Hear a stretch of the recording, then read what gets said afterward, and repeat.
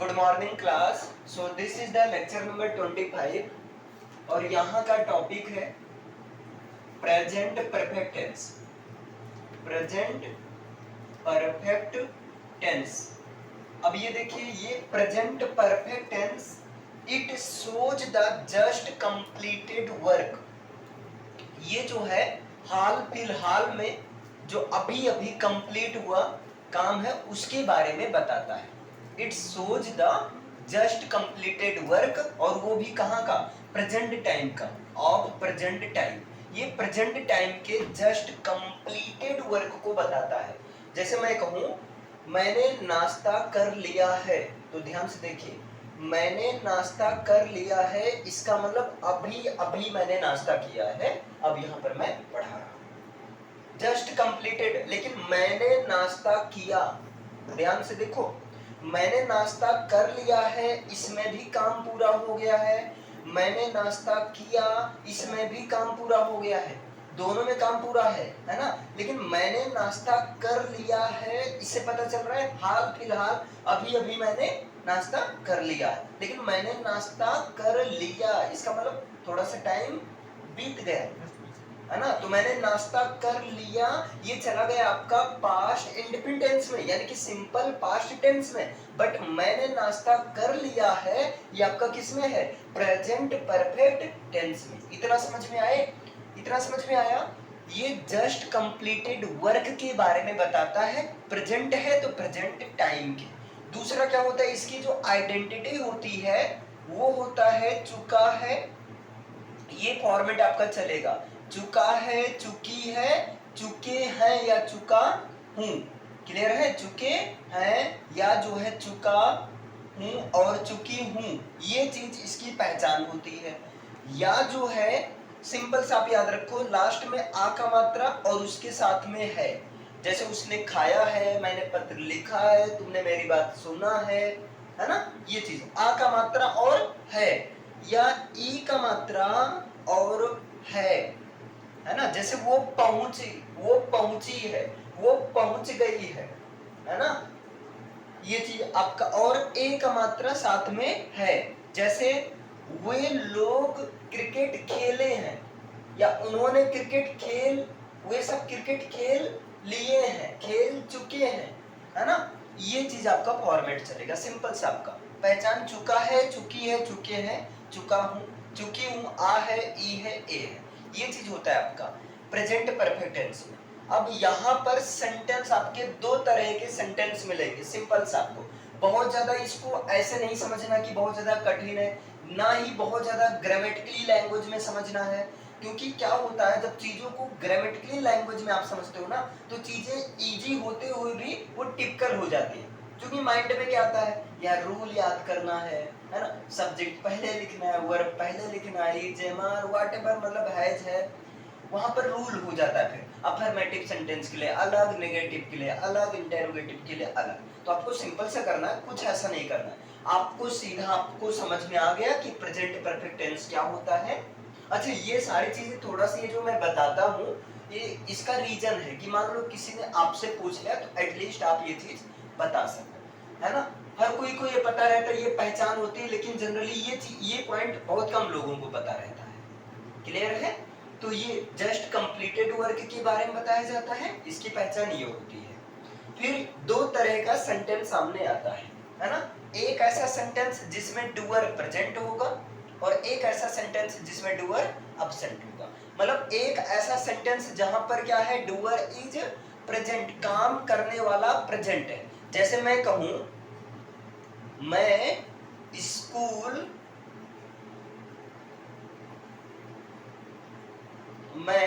School जा चुका हूं, या मैं स्कूल पहुंच चुका हूं, पहुंच गया हूं। ठीक है, चाहे आप पहुंच चुका हूं लिखो या पहुंच गया हूं। क्लियर है? तो मैं स्कूल पहुंच गया हूं, इसमें देखिए डूअर, काम करने वाला क्या है, प्रेजेंट है। लेकिन अगर इसी सेंटेंस को मैं ऐसा लिख दूं जहां पर क्या हो, डूअर एजेंट प्रेजेंट, जहां पर डूअर प्रेजेंट ना हो, मतलब जहां पर डूअर अब्सेंट हो। ठीक है, जैसे मैं कहूं कि इंग्लिश पढ़ाई जा चुकी है, इंग्लिश पढ़ाई जा चुकी है, ये चीज है आपका, ठीक है। या पढ़ा ली गई है, इस तरह से आप बोल सकते हैं, पढ़ा दी गई है। तो इंग्लिश पढ़ाई जा चुकी है। देखो यहाँ पर किसने पढ़ाया ये चीज नहीं पता है। अगर मान लो ये पता भी होता कि इंग्लिश मेरे द्वारा पढ़ाई जा चुकी है, तो आपको दूसरा पॉइंट ये ध्यान देना है कि इसमें एक्चुअली काम पर फोकस किया जा रहा है। किसने किया इस चीज को फोकस में नहीं किया जा रहा है, बल्कि किसको फोकस में है किया जा रहा है, काम पर फोकस किया जा रहा है। तो डूअर इज प्रेजेंट, या दूसरा जो इसकी आइडेंटिटी है वो क्या है, ऑब्जेक्ट, यानी कि काम पर। आप सीधा सीधा लिख लो, काम पर फोकस हो। जहां पर काम पर फोकस हो, काम को फोकस में रखा गया हो, वो होता है। अब दोनों का स्ट्रक्चर सिंपल से हो, अगर उसमें डूअर प्रेजेंट है ना, अगर उसमें डूअर प्रेजेंट है तो उसका स्ट्रक्चर होता है, सबसे पहले आपको सब्जेक्ट लिखना है ना। अगर आपका सब्जेक्ट सिमिलर है तो हैज लगाना है। सिमिलर का मतलब ही, सी, इट, और कोई भी एक नाम या ऐसी कोई चीज जिससे पता चले कि वो एक है। जैसे मैं कहूं माई ब्रदर, मेरा भाई, तो एक की बात कर रहा हूं। लेकिन मैं कहूं माई ब्रदर्स, अब मैं एक की बात नहीं कर रहा हूं, मैं कई सारे भाई की, मतलब मेरे भाइयों, इस तरह सेंस भी अलग निकलता है, समझे इतना। तो सबसे पहले सब्जेक्ट, अगर सब्जेक्ट सिमिलर है तो हैज लिखना है। अगर सब्जेक्ट आपका प्लूरल है तो क्या लिखना है, हैव लिखना है। और इसके बाद में क्या करना है, वर्ब की थर्ड फॉर्म लिखनी है। और फिर अदर ऑब्जेक्ट, ये आपका मेन स्ट्रक्चर है। क्लियर है, समझे इतना।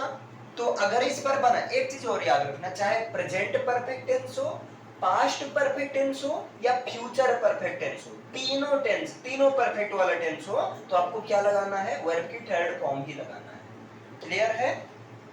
अब इसकी इंग्लिश आप बनाएंगे, आई है, और आई आता है प्लूरल सब्जेक्ट की कैटेगरी में। तो आई के साथ आप क्या लगाओगे, हैव लगाओगे। आई के साथ क्या लगाना है, हैव लगाना है। आई हैव हो गया। अब देखिए, पहुंचना की इंग्लिश होती है रीच होती है। पहुंचना की इंग्लिश क्या होती है, रीच। तो इसमें आप क्या कर दो, हाँ, ईडी लगा दो, रीच्ड। कहां पहुंचा हो, स्कूल, तो रीच्ड स्कूल, मैं स्कूल पहुंच गया हूं। आपका ये हो गया कंप्लीट, समझे इतना। नेगेटिव हो तो I have not, I haven't reached school, क्या मैं स्कूल पहुंच गया हूं, हैव आई रीच्ड स्कूल। देखिए, आपको बोलने का तरीका अच्छा होना चाहिए। क्लियर है, समझे इतना। जैसे मैं कहूं, क्या मैं स्कूल नहीं पहुंचा हूं, have I not reached school. Clear है, या हैवंट आई रीच्ड स्कूल। यहां पर क्या करना है, पहले इसे लिखिए, एक मिनट ऐसे लिखिए, इसे थोड़ा सा स्पीड में लिखिए। अब यहां पर देखिए, अब इसमें क्या है, डूअर जो है प्रेजेंट नहीं होता है। इंग्लिश पढ़ाई जा चुकी है, किसने पढ़ाया है ये चीज नहीं मालूम है ना। तो इसके लिए आपको क्या करना है, सिंपल सा, जिसमें डूअर प्रेजेंट ना हो, उसके लिए आपको सबसे पहले सब्जेक्ट लिखना है ना। सब्जेक्ट अगर सिमिलर है तो हैज बीन लिख देना। सब्जेक्ट अगर सिमिलर है तो क्या लिख देना, हैज बीन लिख देना। सब्जेक्ट अगर प्लूरल है तो उसके साथ में क्या लिख देना, हैव बीन लिख देना। और इसके बाद में आपको क्या करना है, वर्ब की थर्ड फॉर्म लिखनी है। ये सिंपल सा स्ट्रक्चर आपको फॉलो करना है। इतना समझ पाए कि नहीं।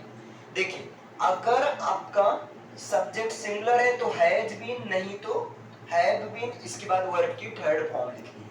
आगे जो कुछ भी है उसको साइड में लिख देना है। जैसे देखिए, इंग्लिश पढ़ाई जा चुकी है, तो फोकस है इंग्लिश का।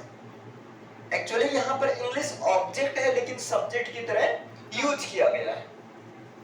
तो यहाँ पर सबसे पहले आप लिख दीजिए इंग्लिश, और फिर यहाँ इंग्लिश सिंगुलर की तरह ट्रीट कर रहा है, क्योंकि एक सब्जेक्ट की बात हो रही है। तो यहाँ पर आप लिखेंगे हैज बीन, ठीक है। और पढ़ाना की इंग्लिश होती है टीच होती है, थर्ड फॉर्म हो जाएगी टाट। तो TAUGHT, इंग्लिश हैज बीन टाट। अब यहाँ पर देखिए, दोनों समझ में आ गया आपका, सिंपल सा है। अगर इसके कई सारे डिफरेंट फॉर्म्स की बात किया जाए तो यहाँ भी डिफरेंट फॉर्म्स होंगे। अब ध्यान से सुनना, मैं स्कूल पहुंच गया हूँ, ये सिंपल सा है, बंद कर दीजिए लिखना। मैं स्कूल पहुंच गया हूँ, आई हैव रीच्ड स्कूल। अब आप लोग बताओ, मैं हिंदी बोलूंगा, है ना। मैं स्कूल पहुंच गया हूँ, आई हैव रीच्ड स्कूल। मैं स्कूल नहीं पहुंचा हूँ, आई हैवंट है ना रीच्ड स्कूल। क्या मैं स्कूल पहुंच गया हूँ, पहुंचा हूँ, हैव आई रीच्ड स्कूल। क्या मैं स्कूल नहीं पहुंचा हूँ, have I not reached school या हैवंट आई रीच्ड स्कूल। मैं स्कूल कब पहुंचा हूँ, when have I reached school। मैं स्कूल क्यों नहीं पहुंच पाया हूँ, why have I not reached school। कौन स्कूल पहुंचा है, who has, who के साथ has हमेशा लगाना है ना, who has reached school। कौन स्कूल नहीं पहुंचा है, who has not reached school। जैसे अब अगर इसका यूज कन्वर्सेशन में करोगे तो आप बोल सकते हैं कि क्या बोल सकते हैं, have you eaten the food. क्या आपने खाना खाया है। ये देखिए कन्वर्सेशन में आप यूज कर सकते हैं कि नहीं। कन्वर्सेशन में आप ये भी तो यूज कर सकते हैं, why have you learned English. आपने इंग्लिश क्यों याद किया है, व्हाई हैव यू रिमेम्बर्ड मी। आपने मुझे क्यों याद किया है। तो कई सारे इस तरह से यूज कर सकते हैं। यहाँ पर जैसे इसका डिफरेंट फॉर्म चलता है, सेम इसका भी चलता है। इंग्लिश पढ़ाई गई है, पढ़ाई जा चुकी है। English has been taught, English को नहीं पढ़ाया गया है, English has not been taught. क्या इंग्लिश पढ़ाई गई है, हैज इंग्लिश बीन टॉट। क्या इंग्लिश नहीं पढ़ाई गई है, has English not been taught. English कैसे पढ़ाई गई है, how has English been taught. किसने इंग्लिश पढ़ाया है। अब ये इसमें चला गया, ध्यान देना, Who has taught English। तो इस तरह से ये फॉर्म्स आपका चले। बताइए समझ में आया। देखिए सिंपल से इतना ही। अब एक चीज मैं और आपको थोड़ा सा बताने का प्रयास कर रहा हूँ, अगर समझ लेते हो तो बहुत अच्छी बात है। क्या कहा गया, बाई वन गेट वन नहीं, बाई वन गेट टू हम देंगे। थोड़ा सा करेज होना चाहिए समझने का। रेडी हो, बोलो चलो। अगर यही बात ध्यान से समझना, यही बात पास्ट में चली जाए, है ना, इसी बात को अगर हम पास्ट में पहुंचा दें तो देखिए ध्यान से देखना, इन पास्ट, अगर पास्ट की बात करें, इन पास्ट टाइम की बात करें तो सारा वही रहेगा, लेकिन क्या लग जाएगा, हैड लग जाएगा। पहचान में क्या हो जाएगा, चुका था, चुकी थी, चुके थे, गया था, गई थी, गए थे, खाया था, खाई थी, खाए थे, पूरा हो गया आपका। देखो प्रेजेंट परफेक्ट आपने समझा, पास्ट परफेक्ट अपने आप आ गया। अगर मैं कहूँ मैंने खाना खाया था, I had eaten the food. तुमने मुझे घूरा था, you had stared at me. तो इस तरह से बन जाएगा। समझ में आया। अगर यही चीज हम फ्यूचर में ले चले, यही चीज अगर इसी चीज को फ्यूचर टाइम की बात करें, फ्यूचर टाइम में, है ना, तो वहां पर क्या हो जाएगा, बिल है। और एक चीज और याद रखना आपको, सेल है को मारो गोली। क्लियर है। मॉडर्न इंग्लिश में भी बिल का ही यूज किया जाता है, तो आपको सिंपल सा, वैसे भी स्पीकिंग कोर्स में आपको बिल का ही यूज करना है। बिल है। फ्यूचर की बात करें, जैसे मैं कहूँ मुझे जॉब मिल चुकी होगी, I will have get a, नहीं, got a job. Third form, I will have got a job. तुमने खाना, है ना, पका लिया होगा, you will have cooked the food.